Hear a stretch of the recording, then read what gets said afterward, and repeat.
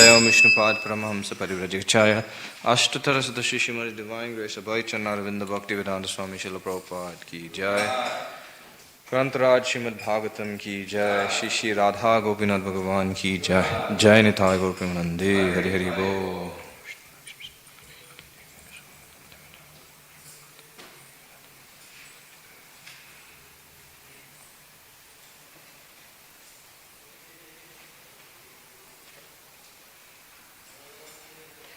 Om Namo Bhagavate Vasudevaya.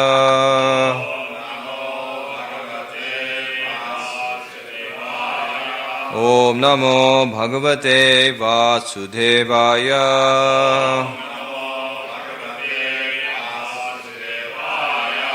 Om Namo Bhagavate Vasudevaya.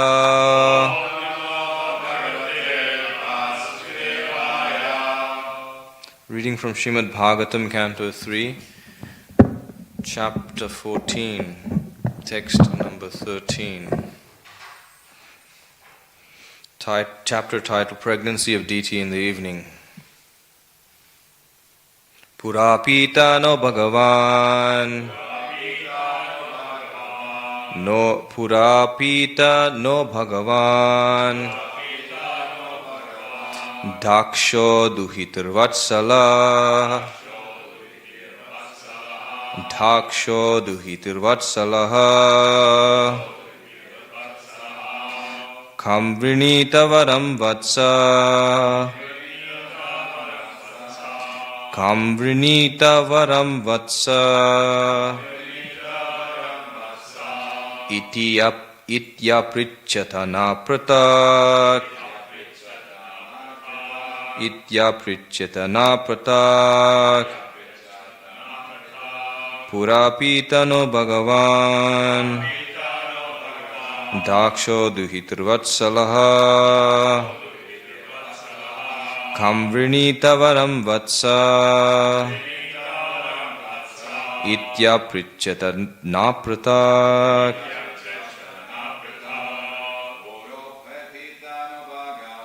Purapita no Bhagavan. Daksho duhitir vatsalaha. Kamvrinita varam vatsa.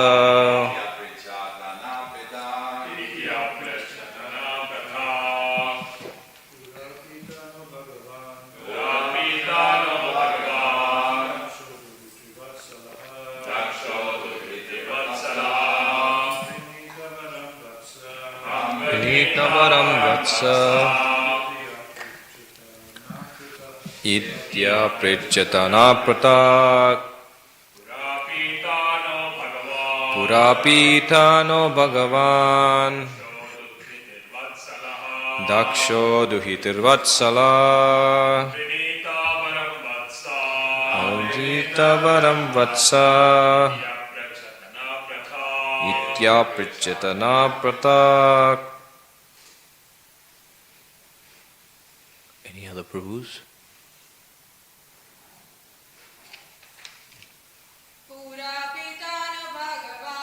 Purapita no Bhagavan. Daksho duhitir vatsala. Kamvrinita varam vatsa. Itya prichatana pratak. Anyone else? Word for word. Pura, in days long ago. Pita, father. Naha, our. Bhagavan, the most opulent. Daksha, Duhitir vatsalaha, affectionate to his daughters. Come unto whom? Vrinita, you want to accept. Varam, your husband. Vatsaha, O my child. O my children. Iti, thus. Aprichata, inquired. naha us pritak separately. Translation and purport by His Divine Grace Abhay Chanaravinda Bhaktivedanta Swami Srila Prabhupada Jagadguru Srila Prabhupada Ki Jai. Translation. In days long ago, our father, the most opulent Daksha, who was affectionate to his daughters, asked each of us separately whom we would prefer to select as our husband. Purport. It appears from this verse that free selection of a husband was allowed by the father, but not by free association. The daughters were asked separately to submit their selection of a husband who was famous for his acts and personality. The ultimate selection depended on the choice of the father. I'll read text 14. Saviditvatma janam no bhavam sanatana bhavana trayodasa dadat dhasam yaste shilamanuvrata. Translation. Our well-wishing father Daksha, after knowing our intentions, handed over 13 of his daughters unto you, and since then we have all been faithful. Purport. Generally the daughters are too shy to express their opinions before their father, but the father will accept the daughter's intentions through someone else, such as the grandmother, to whom the grandchildren had free access. King Daksha collected the opinions of his daughters, and thus handed over 13 to Kashyapa.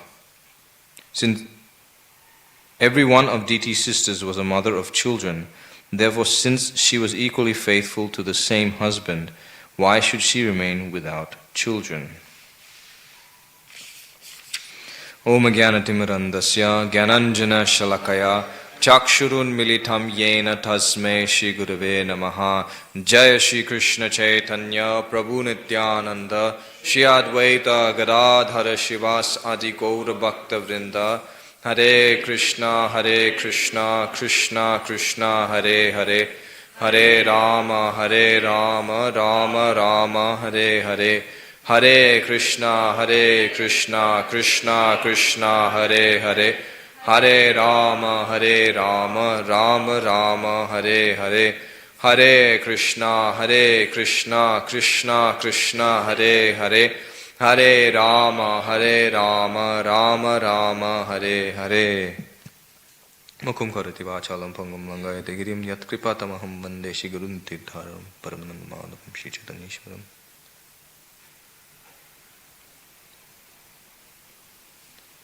Hare Krishna.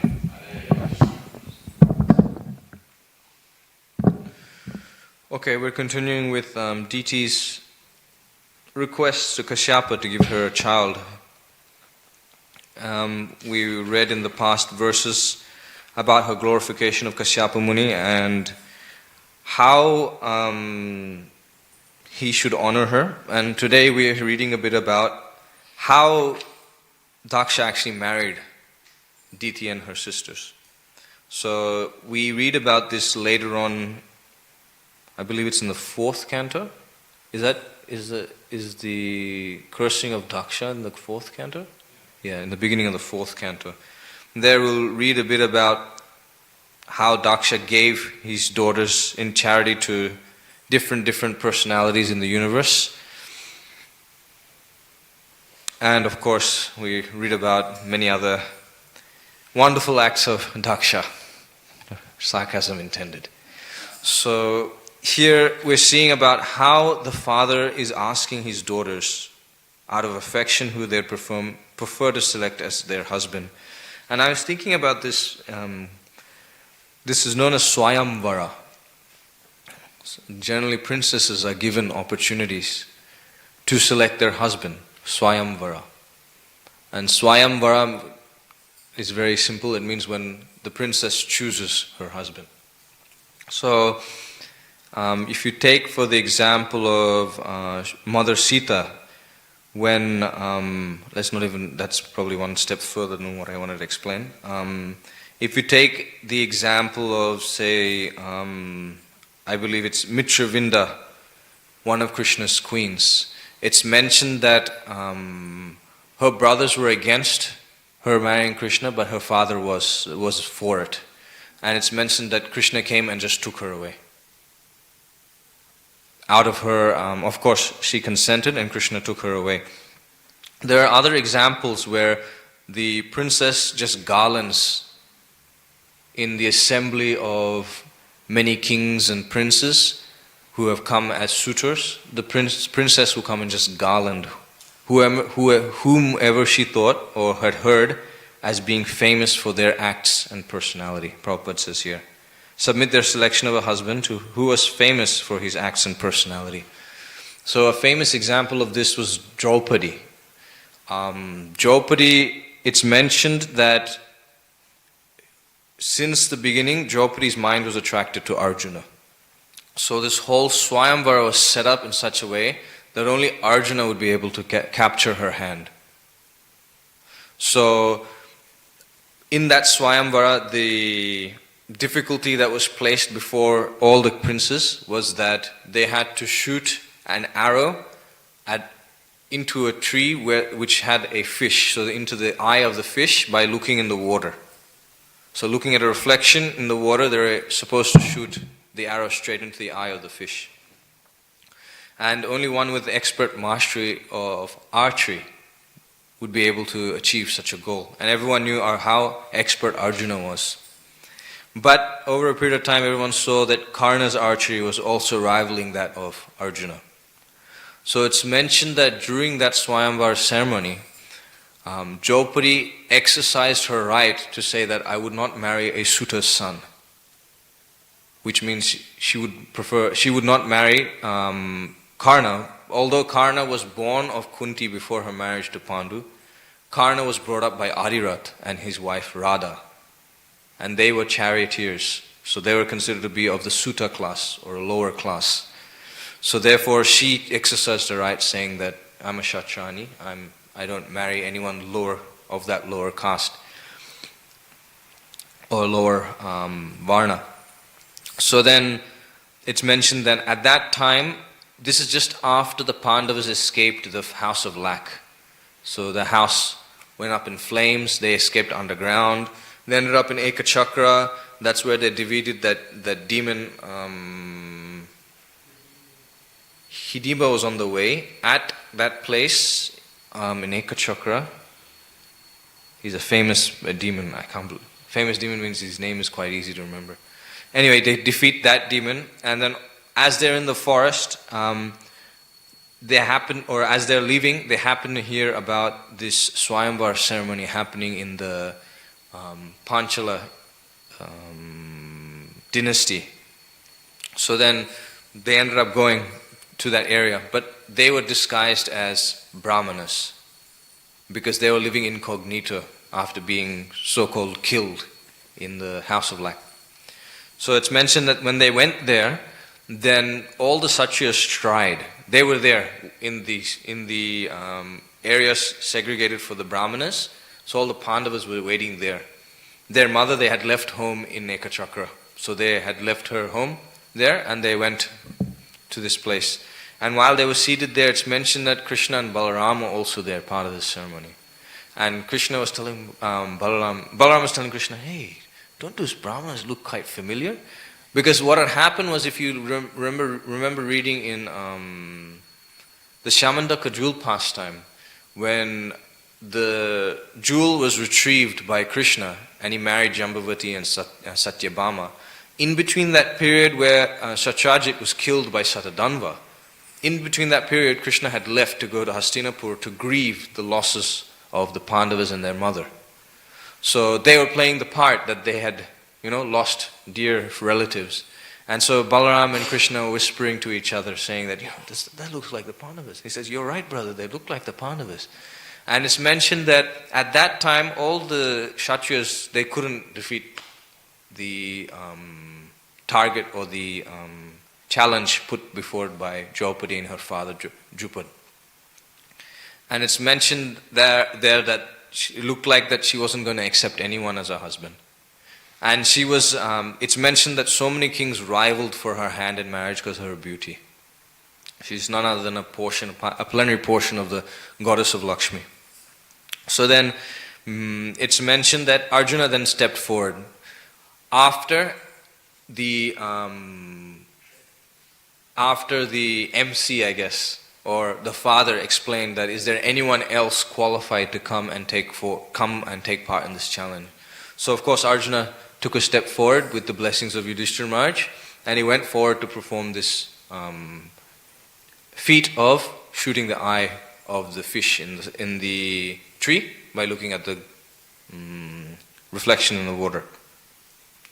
And it's mentioned that everyone that saw that, Bhaktividya Purna Maharaj was giving this example many years ago in the temple. He was giving a Mahabharata class, and he was giving this, and he was explaining how when Arjuna defeated, then all the Brahmanas got their uttari, their top cloth, and started swinging around and started dancing like mad, going, yeah, our homeboy. When Maharaj was explaining, the reason why that was happening was because all the Kshatriyas failed and a Brahmana came forward and did it. So all the Brahmanas going wild, just with their uttaris down, jumping up and down, dancing, going, yeah, our homeboy, he did it, yeah. So this type of marriage was allowed. It's known as there's Anuloma and Pratiloma. This is known as Anulom, when the husband is of a higher varna than the wife. And it's known as Pratilom when the wife's varna is higher than the husband's. So for example, if a Kshatriya marries a Brahmani, that's okay if it's sanctioned, of course, by the Brahmanas themselves. Otherwise, if the so the Kshatriya and the Brahmana varnas, they have the interrelated marriage in that way. Of course, Vaishya is also there. We have the example in the Kaurava dynasty. But anyway, that's a side point. The main point I wanted to mention was that Draupadi immediately recognizes him as Arjuna. So when Arjuna is a Brahmana, I'm digressing from the point, but Arjuna is a pastime. So as Arjuna was celebrating victory of the Brahmanas, the Kshatriyas got very angry. And they said that this Swayamvara has become null and void. This is not proper. How can a Brahmana take part in this sort of activity? And so they started attacking Arjuna and his brothers. And that's where Arjuna and his brothers fended off the Kauravas and Karna one of the first times, of the many times that they were harassed, the Pandavas. So in this Swayamvara, then Draupadi selected Arjuna. Mother Sita, she selected Lord Ramachandra after he broke the bow, Lord Shiva's bow. Then we see the example of Satya. When Krishna, she wanted Krishna as a husband, her father was thinking that unless I'll put the worst 5 bulls that no one's able to tame, or the 9 or 7 bulls, I completely forgot. It's 7 bulls. He put 7 bulls there that he knew that no one would be able to tame, and at the same time, he had a doubt within his mind that Krishna has already so many queens, how will he take care of my daughter? So Krishna there came. That was a Swayamvar ceremony where he had put in place that if they're able to subdue these 7 bulls, then they're able to marry my daughter. So Krishna came, he subdued the 7 bulls. He could do it in one form. He doesn't need to multiply or expand.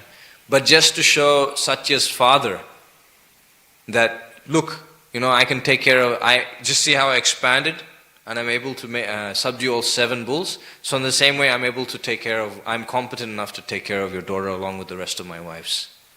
So there's another example of a Swayamvara. Another Swayamvara you can remember is, it's not so much of a grand festival, but when Kalindi, when she was roaming in the forest and Arjuna and Krishna happened to be in the vicinity, Kalindi chose Krishna as her husband. So again, the choice is there given, but not by free association, Prabhupada explains here.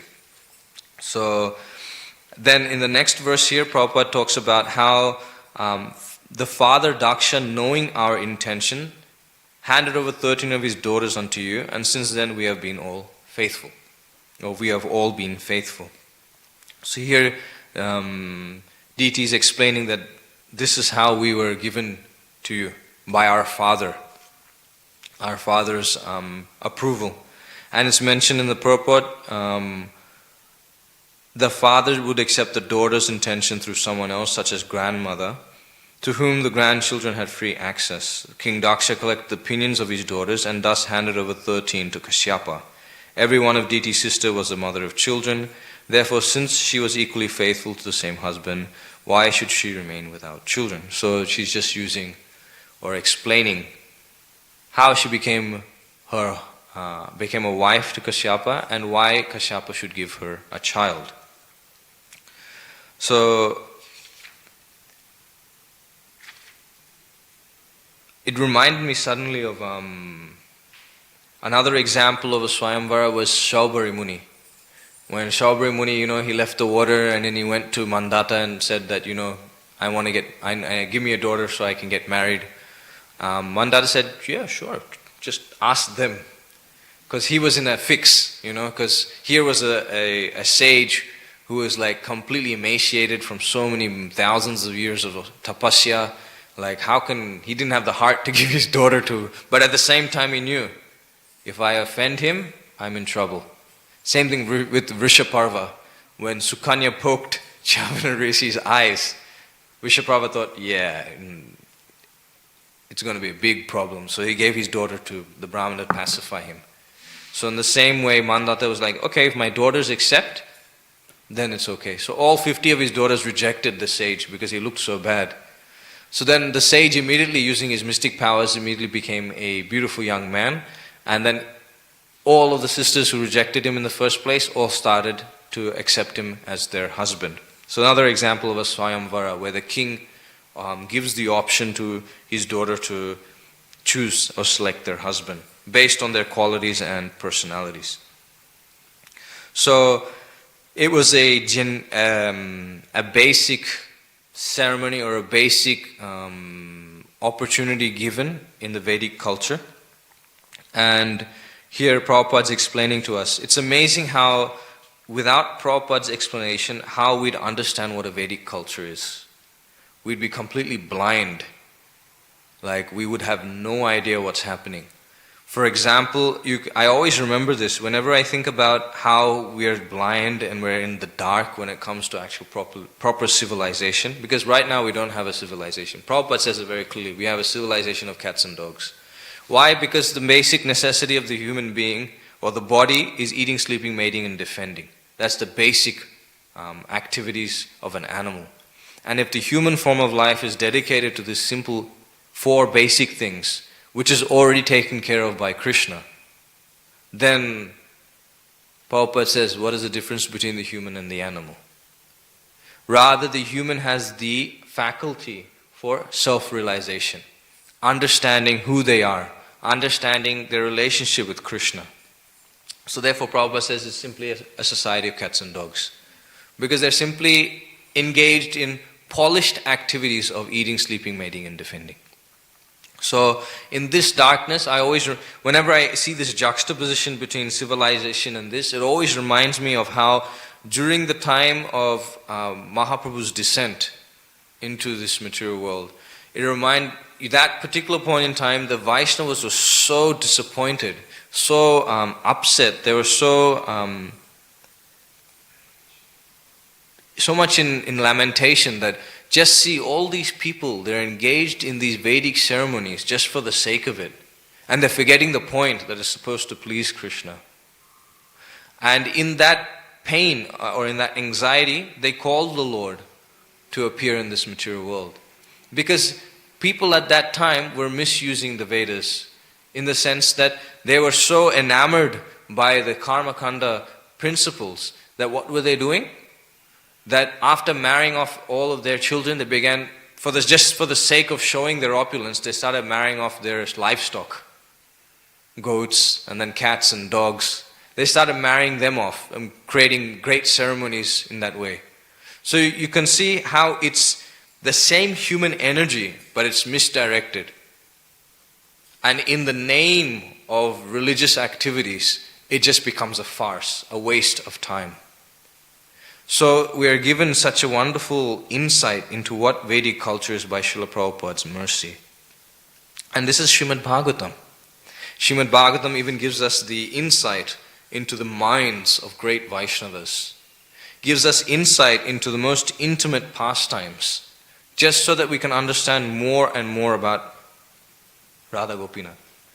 In fact, it's mentioned in the 11th canto, Krishna was thinking to himself, I believe it's the Acharyas are mentioning, Krishna was thinking to himself, even Krishna himself, he was saying, I've wound up this pastime, I've done what I've come for.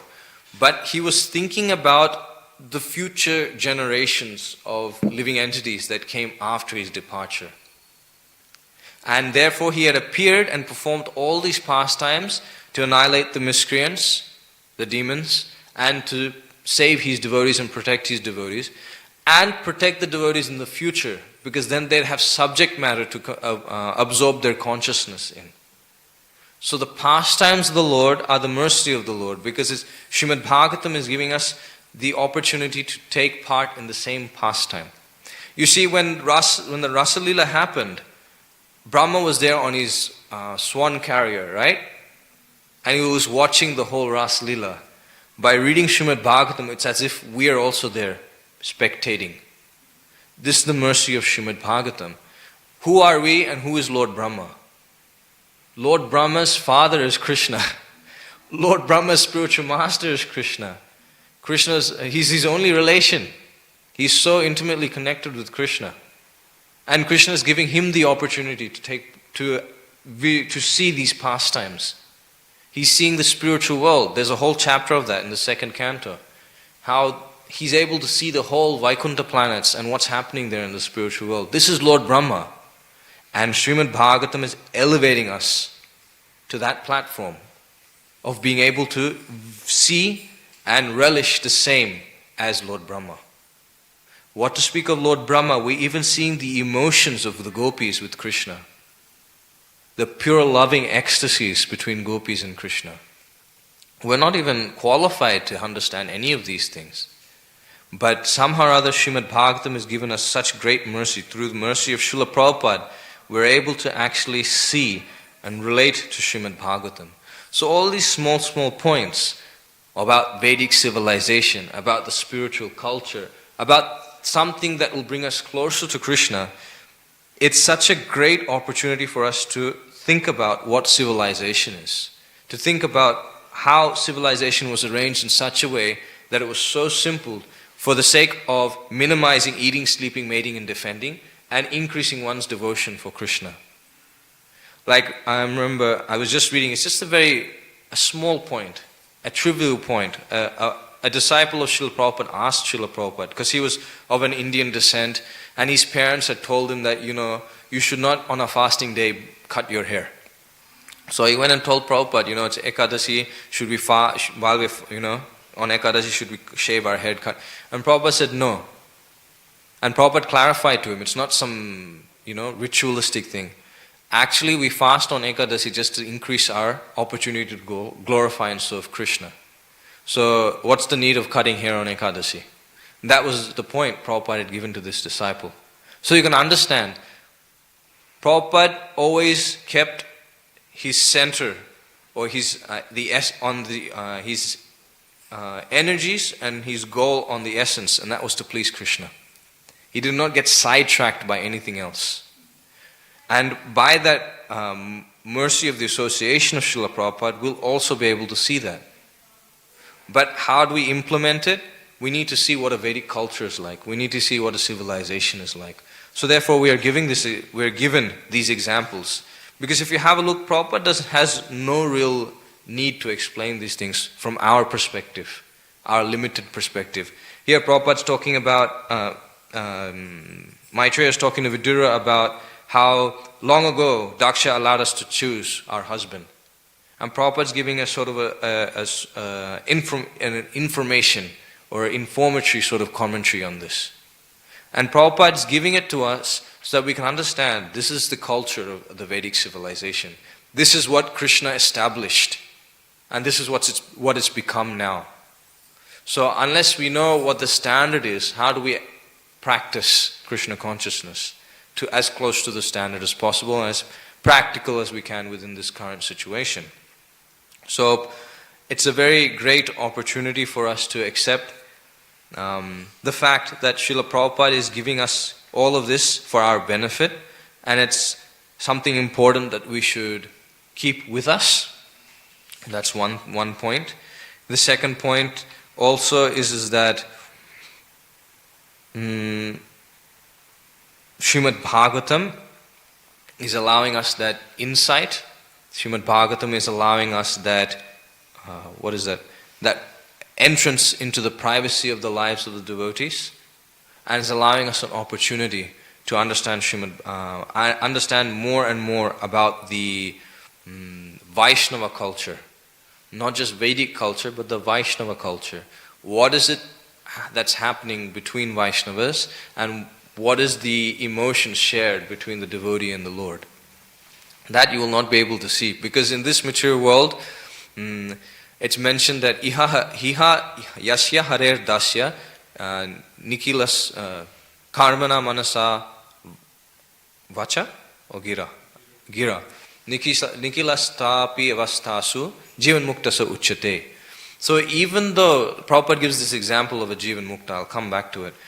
So in this material world, when one's mind and senses are completely absorbed in Krishna's service, they're considered to be liberated even though they're present within the material world, in the material body. And Prabhupada gives the example of coconut.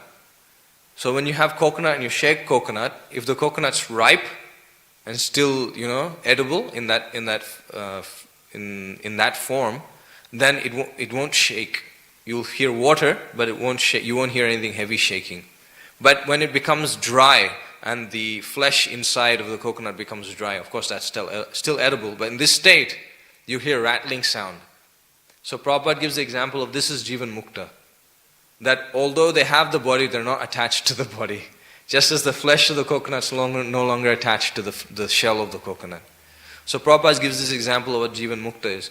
But here's the scary part, but here's the very interesting part. They perform the same activities we do, but they're in the liberated condition of life. It's mentioned in 6th chapter of Bhagavad Gita. Krishna explains explaining Ashtanga Yoga to Arjuna.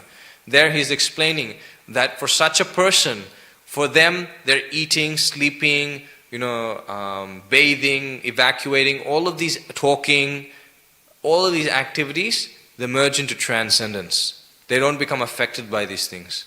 And I always used to wonder, how does it work? Because they have to do these things in one stage or another to the point of dhyana yoga. But devotees are able to do that, but not be affected? How is that? Then I read Prahlad Maharaj's pastimes. And there in Prahlad Maharaj's pastimes, it happened to just struck a chord. I mean, of course, I could have read it in any other section of Bhagavatam, Prabhupada would have explained it. But for me, it just struck a chord in Prahlad Maharaj's pastimes. When Narad Muni is glorifying his disciple Prahlad Maharaj, he's telling Yudhishthira Maharaj that, actually Prahlad Maharaj, he was so much absorbed in the Lord, he did not know the functions of the body. He did not care for the functions of the body. In fact, the functions of the body such as eating, sleeping, evacuating, digesting, talking was all performed by the Lord. Can you imagine that? It's kind of like, when you're very lazy.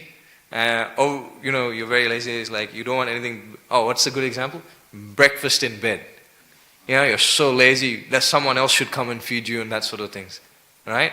So I was saying, wow, that's amazing. Gopinath arranged all of those activities and Prahlad Maharaj was just absorbed in Gopinath. That was it.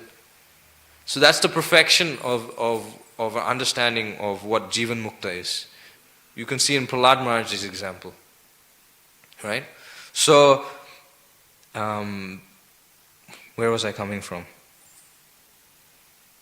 Yeah, so for us to see the devotees, they just seem ordinary persons. We can't understand a pure devotee just simply by their activities. We can understand by the way they speak. Of course, by certain activities, but for us, what they speak, we can immediately recognize someone advanced in Krishna consciousness.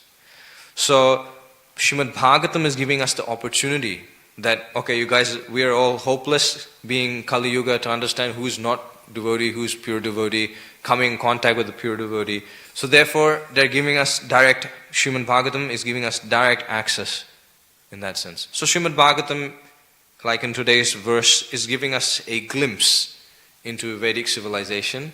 Sometimes it gives us a glimpse into the pure devotion of the devotees of the Lord, and sometimes it gives us a glimpse into the spiritual world. So this is the mercy of Srimad Bhagavatam, and it's our duty every day to read Srimad Bhagavatam, Nityam Bhagavata Sevya. By constantly reading Srimad Bhagavatam, then naturally we'll always be in contact with the Supreme Personality of Godhead. And it's not like Srimad Bhagavatam here is talking about, conversation between husband and wife. What is that in comparison to the pastimes of the Lord? It's nothing like that. It's in relation to the Supreme Personality of Godhead and His descent in the material world, as we'll come to read. And we can understand that, as we read in the previous verse, whether it's the Kurukshetra Leela or it's the Rasa Leela, the devotees take everything and they equally relish. Take Mahaprabhu example. Mahaprabhu constantly heard certain portions of Srimad Bhagavatam from Gadadhar Pandit. Does anyone remember these portions? Yep. And one more. And Dhruva Maharaj.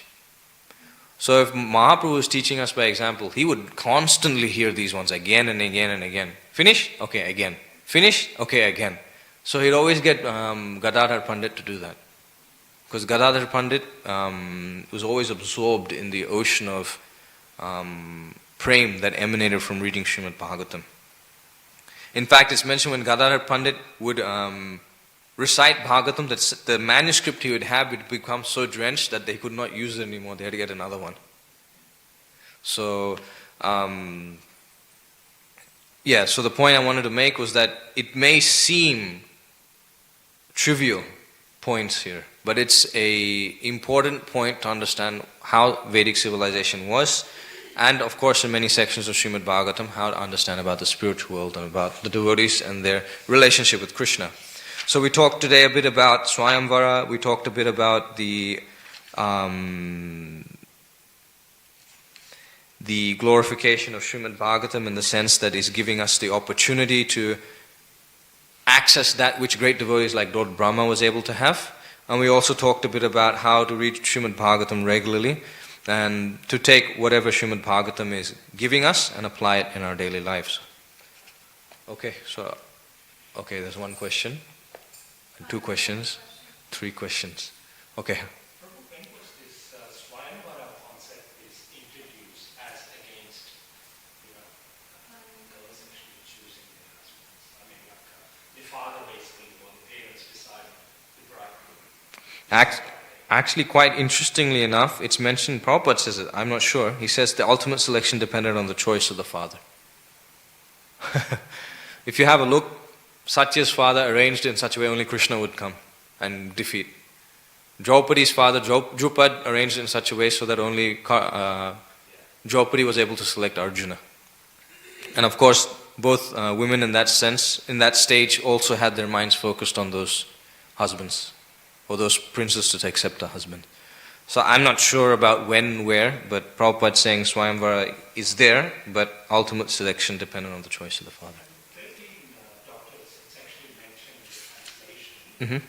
Isn't one of the daughters of Daksha, Sati, was given to Lord Shiva, and not all the 13 daughters to Kashyapa Muni? I'm pretty sure Daksha had a bit more daughters than this. He had a bit more. He had more than 13. Yep. Yeah, I think he gave some to a sage also. Atri, right? No, I can't remember. He gave a lot of daughters away. Yes, Prabhu. So, thinking about the concept of the Swayamvara, and so we hear those beautiful explanations of Draupadi's Swayamvara, Satyabhama, Rukmini is another example. And so then, when you look at Radharani, she was denied a Swayamvara ceremony and kidnapped by Jatila and Gatila to be forced to marry the so-called husband Abhimanyu. So why is it that Srimati Radharani is denied the Swayamvara ceremony where she didn't get to choose her husband or her father?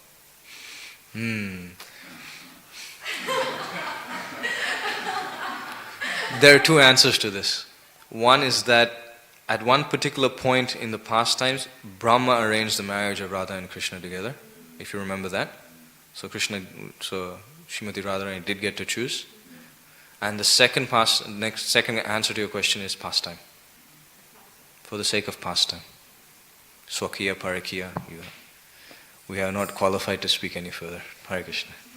Yes? Thank you so much for a wonderful Krishna Katha. So my question is, you were talking about eating, sleeping, mating and depending.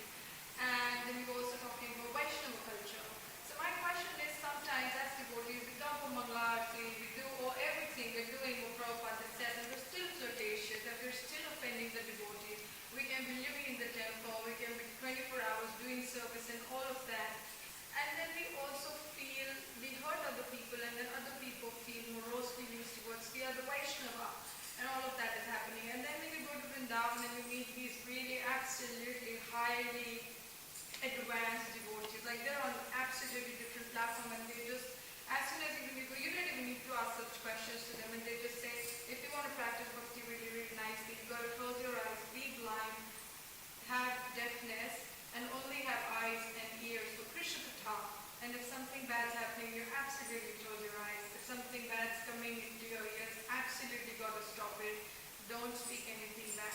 But however, on a neophyte platform like ourselves, and just being really young, just personally also, just being younger in age, younger in bhakti, just absolutely, how do we comprehend and how do we understand without making an offense towards the Vaishnava?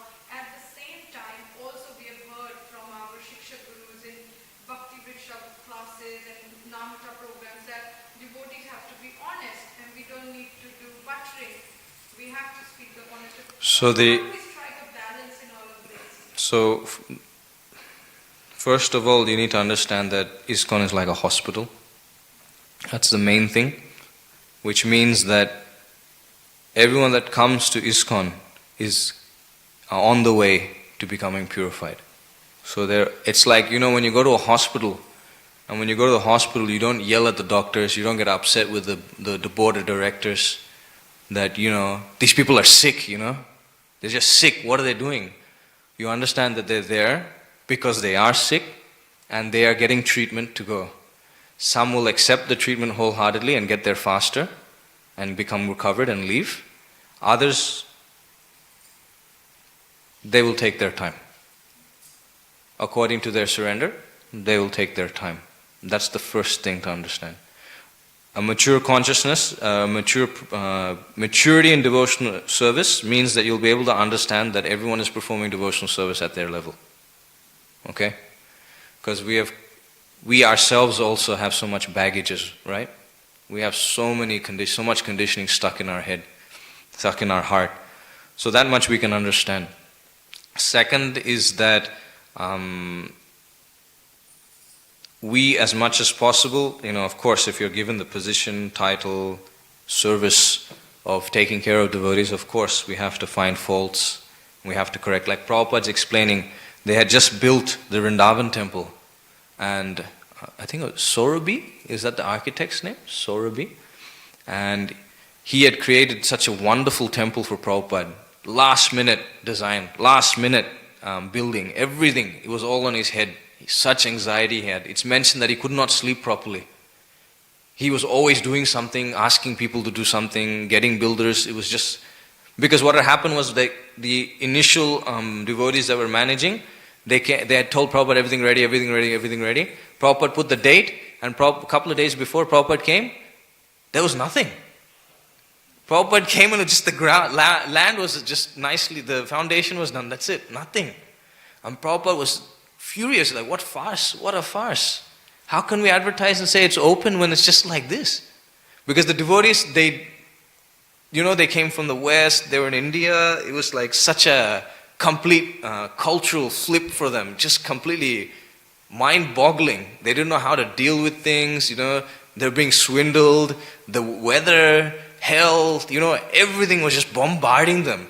And they were thinking that Prabhupada wants this done in such time, that's like, whoa, it's too difficult. And so devotees were struggling in so many different ways. So then Prabhupada brought this devotee in and said, design like this, do like this, that. And this devotee came in and he put him in charge and said, okay, by this date I want it open, ready.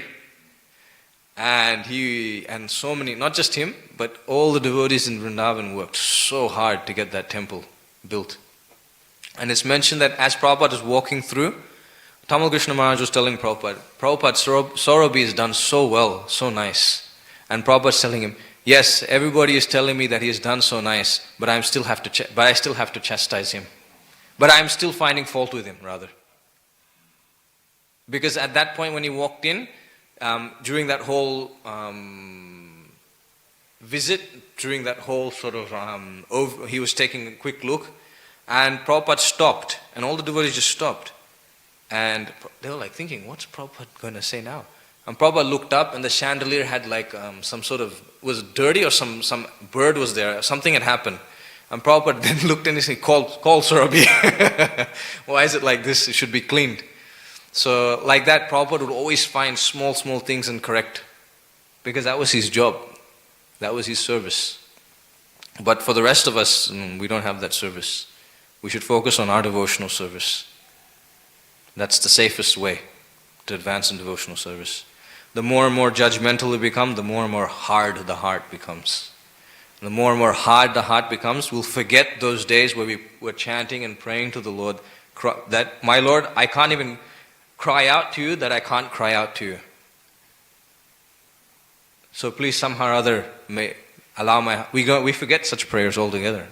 I remember when I came to Krishna consciousness, a couple of days into chanting, I remember I was talking to Jitendra Prabhu. He brought me to Krishna consciousness, and I was telling him, Prabhu, he came over to my house because he's a family friend. I told Prabhu, when I chant Hare Krishna, the mind goes here and there, it's so annoying. When will I be able to overcome the mind? Like that I was telling him. And he started laughing at me. He said, it's okay, you'll get there. Because I was thinking, the mind is there. Few days, you'll just overcome it. It's disturbing the chanting. It's just another obstacle. I explained it to him that way. So he's telling, don't worry, you'll get there. It's fine, just keep chanting. It's so good. So, I was thinking that, wow, I was so sensitive to the holy name, I was thinking of the mind and how I should get rid of the mind. Nowadays I'm thinking, okay, now it's time for fight. Sit down and chant. But I was thinking, over a period of time, the more and more we get absorbed in seeing the faults of others, the more and more we get absorbed in the negativity, the more and more we get absorbed in those sort of things. Long story short, our heart becomes hard and full of lumps. So we need to learn to practice devotional service in such a way that it's favorable. It gives Krishna pleasure. So coming to your question, or the answer to your question, we then find our proper association and we stick to the association.